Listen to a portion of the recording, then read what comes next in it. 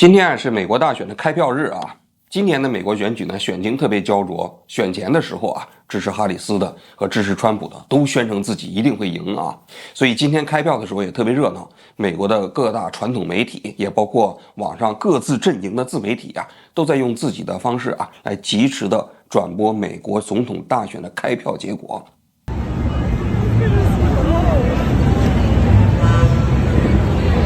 to 77, somewhere in that range. So a lot of votes in Detroit. So whether or not, that's something they can overcome on Harris's side, I do not know. Let's pop out to the Southwest while I got you guys. 截止到我录像的时候啊，川普呢已经是领先的幅度比较大了，所以不出意外的话啊，那么今年的美国大选，川普可能还会创造一个新的奇迹啊，以落选总统的身份又重新入主白宫。说到今年美国的大选呢，有点遗憾啊，因为早在几个月的之前啊，我们就谋划去美国啊去报道这次美国的大选。但是呢，非常不巧啊，就是我在申请美国记者签证的时候没有过。这件事情说起来有点蹊跷，因为我去年申请美国记者签证的时候就过了啊，但今年续签的时候呢就没有过。当时签证官啊在窗口里问我在中央电视台工作的情况，我就说那都是很久以前的事情了啊，因为当时呢就没有立刻批，然后呢就审了3周的时间，最后通知我们说这个记者签没有过。这记者签没有过啊，我们就犯嘀咕啊，因为今年1月份的时候，我不是拿这个观光签证到台湾去报道大选吗？后来台湾的移民署咔嚓开闸，是吧？让禁止我5年入境。这美国的记者签没有过啊，我如果拿着旅行签证去美国的话，那也完全有可能咔嚓一下被美国再给我拒绝入境5年，那我就成为了被中国、台湾也包括美国3个国家同时封杀的记者，那我还是有点害怕啊，所以呢，我们最后啊就决定不去了。这不去呢，就只能在日本啊观看美国大选啊。那么今天又是美国大选开票的日子，我们总要聊一个跟美国大选有关的话题啊。话说我昨天啊看到了一个视频，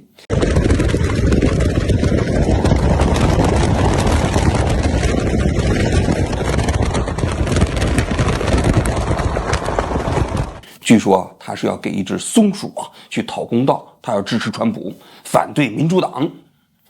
那么这个画面当时我看到的时候特别受触动，为什么呢？因为啊，就是说一个选民他去投票的过程中，他呢实际上在为一只松鼠的生命去讨公道。所以我个人觉得，其实你怎么去理解选举啊？有的时候啊，一只松鼠的命运呢，也搅动了选情，但也反过来啊，可以让我们去思考这个选票的意义啊，到底是从哪个角度啊去理解更合适。所以我们今天就讲一讲这只松鼠花生的故事啊。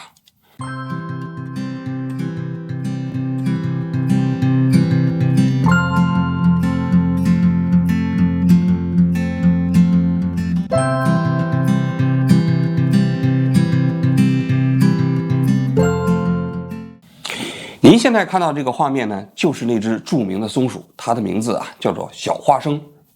这小花生啊，今年7岁。但是在今年10月30号的时候啊，他被纽约州的环境保护局啊从家里头给带走了，旋即呢他被安乐死。这件事情啊，在最近几天里啊，搅动了美国许许多多人的心。这小松鼠花生啊，是7年前的时候呢，偶然被人给收养的啊。因为7年前的时候呢，他的母亲呢，在一场车祸过程中间丧生了。在美国开过车的人啊，大家都知道啊，美国很多啊，相对来说人烟稀少的地方，开车经常会撞到野生动物，撞到一些松鼠啊，或者是小熊啊、兔子啊等等啊，非常常见。这小松鼠的妈妈呢，就在一场车祸中间丧了命。当时小松鼠啊，年纪还非常小，据说还不到5周，有一只眼睛还没睁开。他呢，当时啊，他母亲去世之后呢，他就没有离开，蹦蹦跳跳的就在他的母亲旁边啊，来来回回的徘徊。结果这个时候呢，有一个叫马克·朗格的人呢，正好开车路过这里，看到这个情景呢，他就停了下来啊。结果这个小松鼠啊，看到这个有人停下来之后呢，他对人也没有什么戒心，于是呢，他就直接蹦到了这个马克·朗格的身上，就不走了。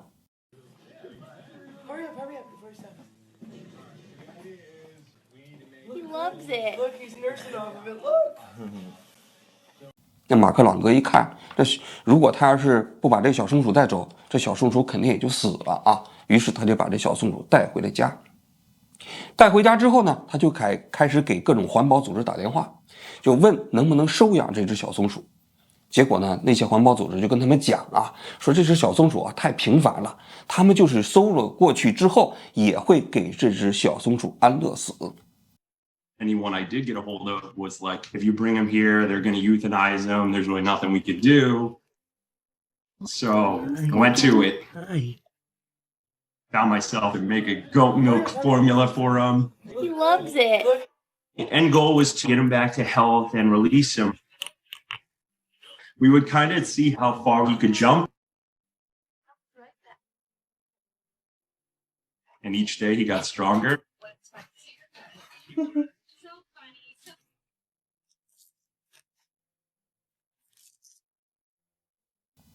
那马克一听，那既然都是安乐死的话，那还不如自己养呢。他自己的想法就是说，他把这只小松鼠养大，养大之后呢，再把这只小松鼠给放生。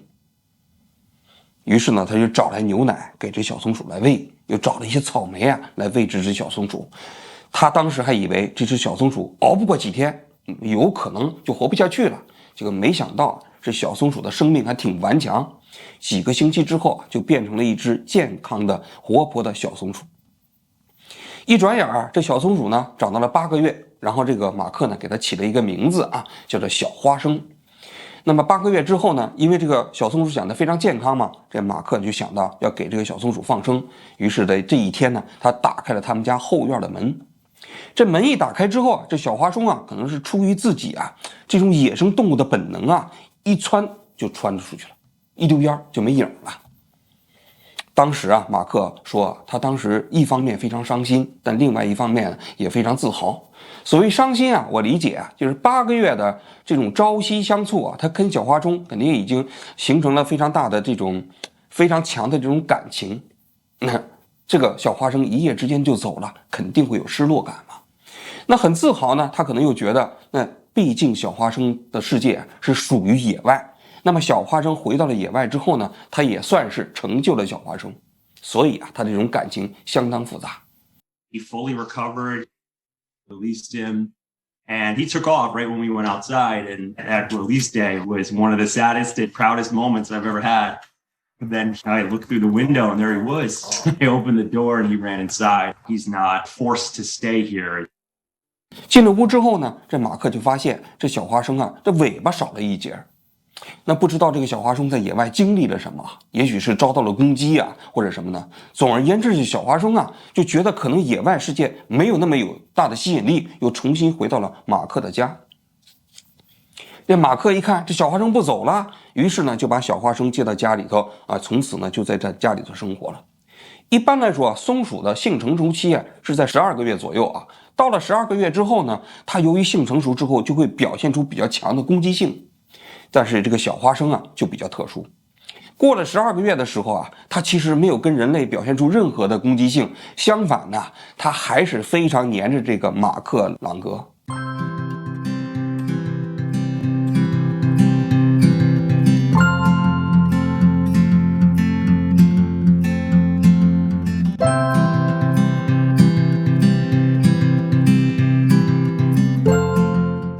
马克一回家的时候，他就从那顶上跳下来，蹦到他身上。然后马克开冰箱的时候，他就蹦到马克的身上。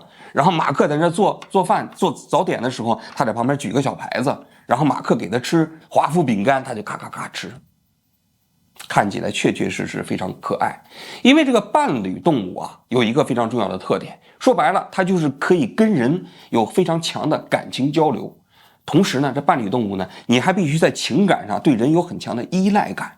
应该说这小花生啊，这2点都非常具备。所以啊，这个马克呢，在跟这个小花生的朝夕相处过程中间呢，也确实对这个小花生呢，也产生了非常强烈的感情。2017年4月份之后啊，这个马克呢，就在 Instagram 上为这个小花生开了一个账号，平时就发一些这小花生的图片呐、视频呐等等啊。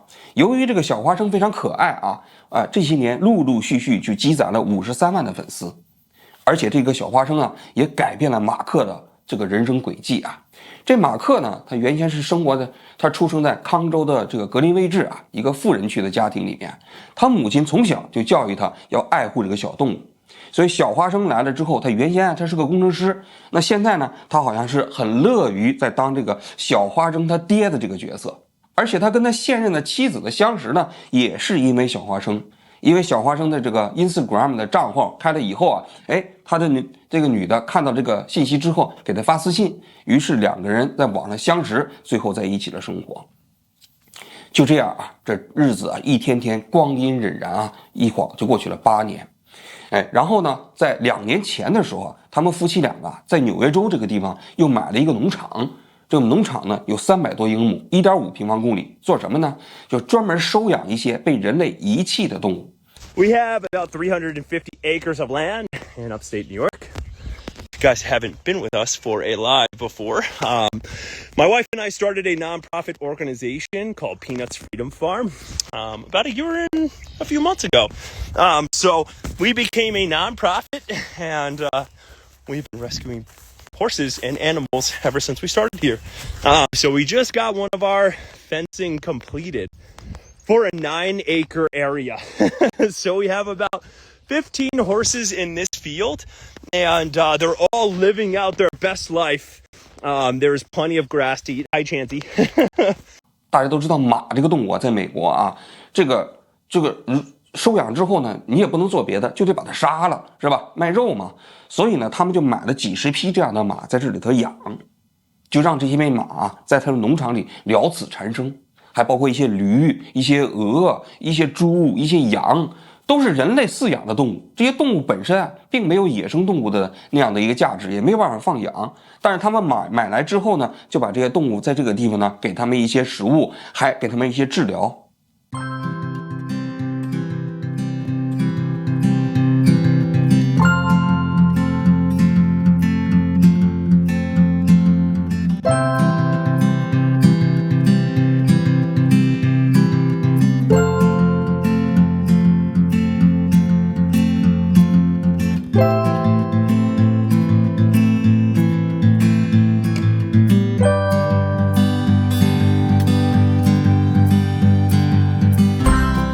然后呢，他们又申请了一个非盈利的组织，因为搞这些动物的养护需要钱嘛，据他们自己说，一个月大概需要$23,000，所以这中间有一半的钱呢要靠社会筹措，而小花生就成了他们筹措这笔钱的这么一个形象大使。看起来这是一个非常美好的故事啊，但这一切到了今年的10月30号这一天都戛然而止。因为这一天，美国纽约州的环保局接到有关人员的举报10几个人突然冲进了马克他们家，在这家里头搜查了5个多小时最后把这个小花生，还包括马克养的另外一只小浣熊一起带走了。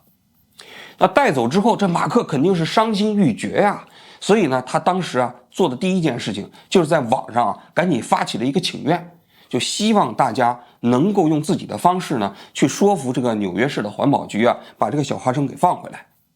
据说当天第一天的时候，这个签字的人就有1万多人，后来就搞到4、5万人规模还是很大的紧接着他们要采取了下一步的措施，就发起了一个捐款链接，就希望能够筹钱去请律师，然后呢去跟美国的环保局交涉，希望纽约市的环保局能够让小花生回到自己的家。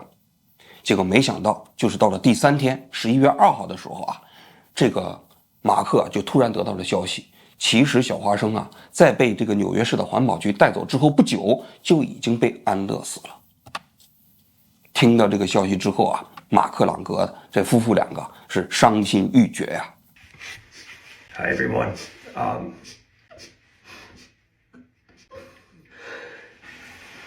I don't know how I'm gonna say this. I just want to say thank you to all of you.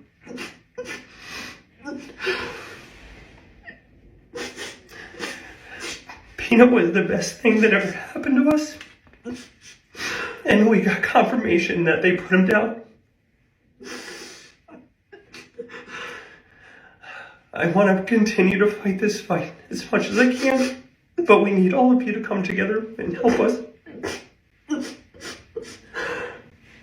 这纽约市环保局那后来的解释说，为什么要给这个小花生这个安乐死呢？理由主要是有这么几个方面首先是纽约州是严禁饲养野生动物的，因为美国的各个州啊，一般来说原则上都是禁止饲养野生动物，但是纽约州呢是尤其严格啊。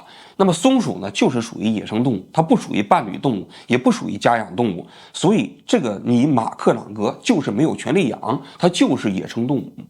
第二，就是他们在抓这个小花生的过程中，这小花生把一个工作人员给咬伤了，那么他要是判断一下这个小花生身上有没有狂犬病，就先得把这个小花生啊给安乐死，来检查它身上有没有狂犬病毒啊。所以呢，就是说就把小花生给安乐死了。但要我说，这纽约市环保局这个解释有点问题。为什么呢？你这个被小花生咬伤了，那你接种这个狂犬疫苗不就行了吗？你为什么你要把这个小花生就直接给安乐死呢？对吧？因为大多数你看我们在外面如果要是被狗咬伤了，那做的第一件事情是什么？那第一件事情我们不就是接种狂犬疫苗吗？只要你在限定时间内接种狂犬疫苗，即便是那个狗有狂犬病也没事儿，对吧？但是我们正常的情况下都没有第一时间就把那个狗给安乐死嘛，对吧？所以这个处理本身这个程序就不人道，这第一。第二，那你既然说你把这个小花生弄死是因为它要这个检查它有没有狂犬病，那小浣熊当时也没咬你啊，那你为什么把小浣熊给安乐死呢？所以他这个理由本身肯定不成立。更重要的是啊，那毕竟是这个小花生啊，已经在这个马克他们家生活了7年，你过去7年你都没有执法，对吧？因为这个小花生天天在网上都是个网红了，你肯定知道。你并不是不知道嘛，对不对？你知道了，你7年中间没有执法，现在你突然之间你就上门之后抓走之后就安乐死，一点迟疑都没有。你完全没有考虑到这只动物其实它现在远远不是野生动物了，虽然它不是伴侣动物，但它其实事实上已经变成了一个伴侣动物，或者说是一个工作动物。那这个现实你不需要考虑吗？我们经常说政府的执法是有一定的有效期的，在政府给你政府执法的有效期内没有执法的话，你再继续执法的正当性实际上就是存疑的。所以啊，就是纽约市环保局的这种粗暴的执法方式一下子就激怒了美国的很多人。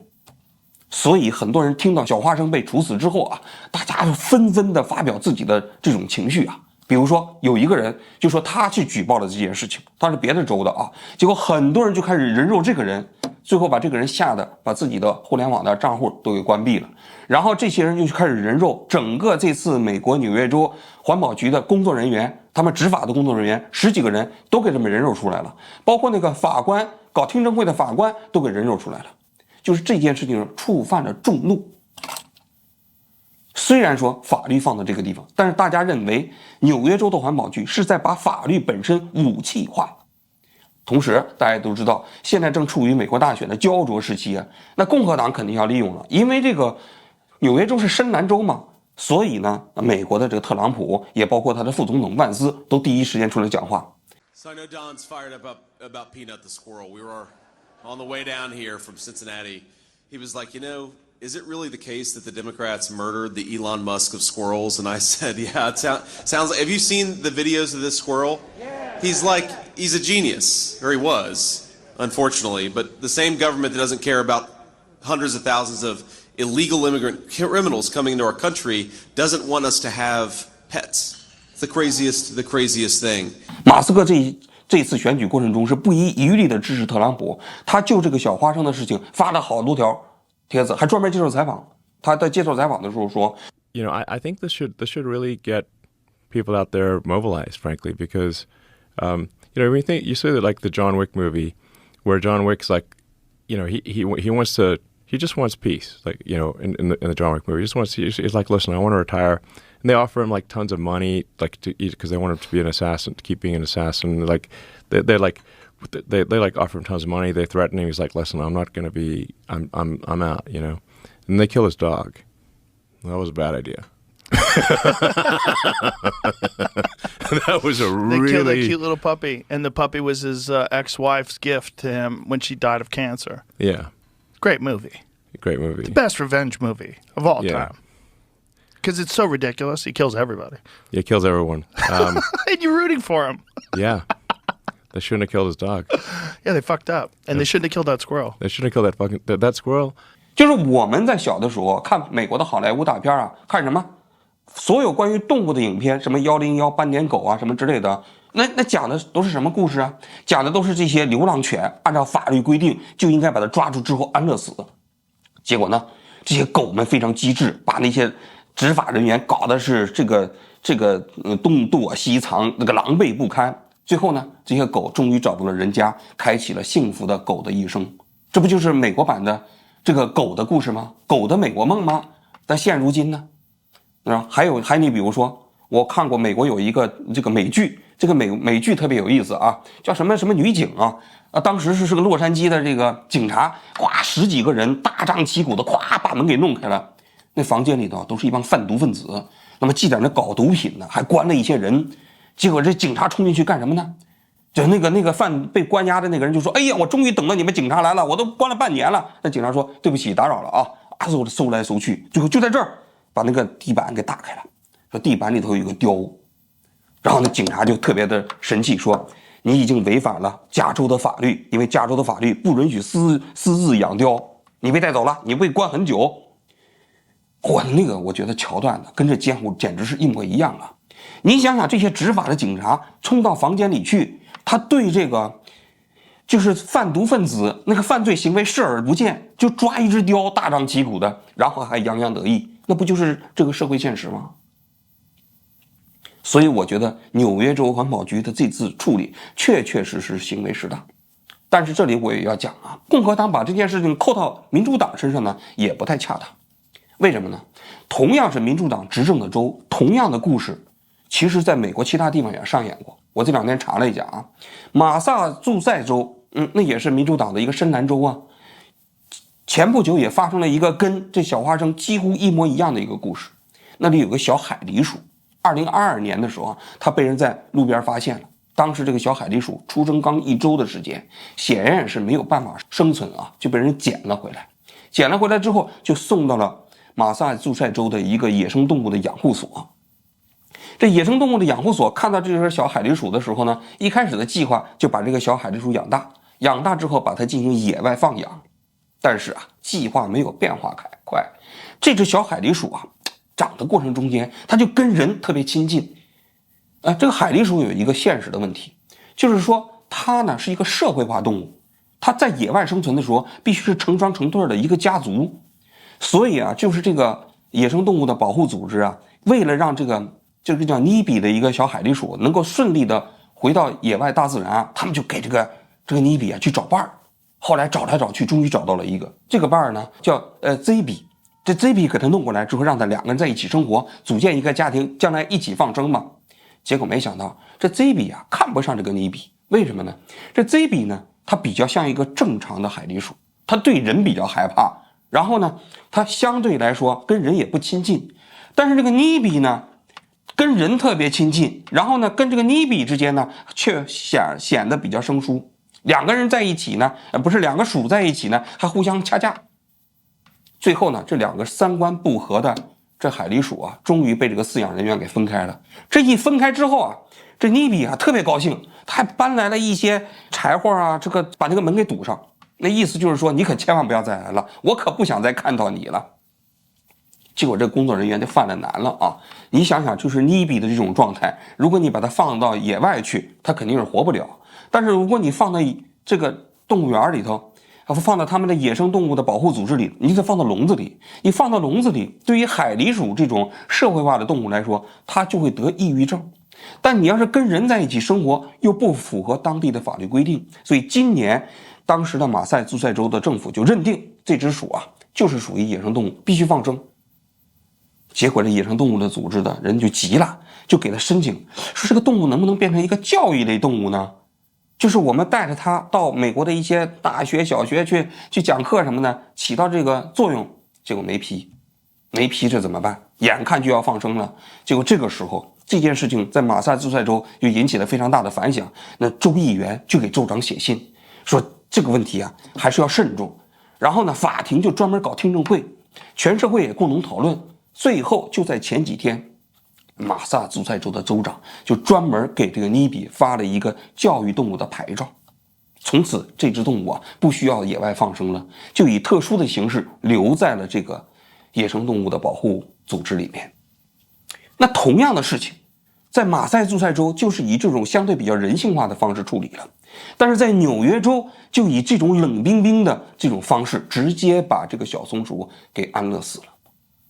那这说明什么？同样是民主党执政的地方，那为什么马赛诸塞州处理的就这么温情脉脉，而纽约州就这么如此无情呢？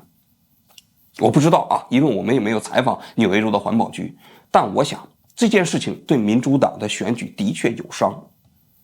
我想说的是其实选票在很多时候它不仅仅是一个理性政策的选择，很多时候也是人们情绪的那一种所谓的选择。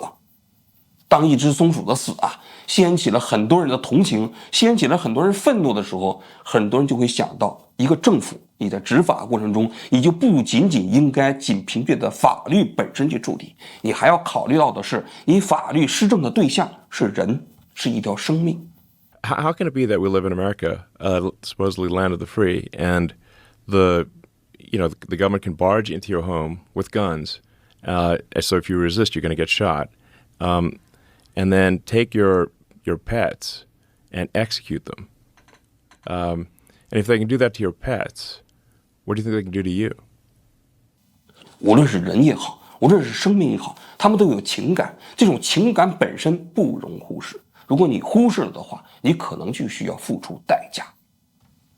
我不知道今年美国总统这件事情选举的过程中间，这小花生的这个生和死起到了多大的作用。但我想说的是，在一个健康的社会里，一只小花生的死，它不应该被轻易的忽视，不应该被轻易的被当作是一件无足轻重的事情毫不迟疑的去掉它的生命。那么如果说民主党失败的话，他可能纽约州这件事情是足以令他们需要反思的一个案例吧。好了，我今天就讲到这里，谢谢大家。 From like his mom. Every daily routine consists of him in some sort of way. In the morning, we had breakfast together.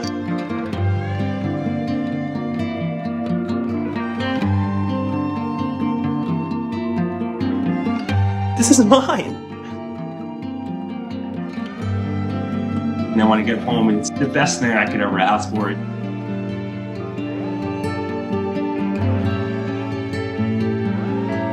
Well, I have to keep him active so he still stays healthy.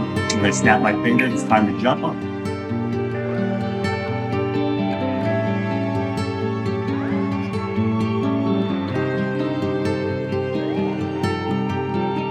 So I went to it, found myself and make a goat milk formula for him. He loves it. The end goal was to get him back to health and release him. We would kind of see how far he could jump.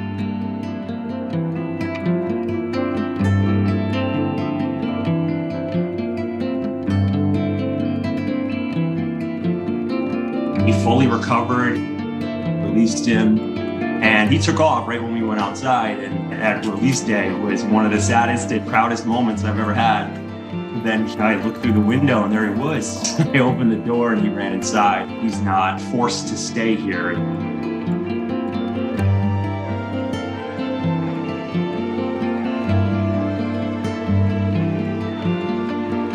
I would love him for as long as he keeps me company. I cherish every moment I have with him. He's my best friend. I saved this guy and he saved me in so many ways. I couldn't ask for a better family.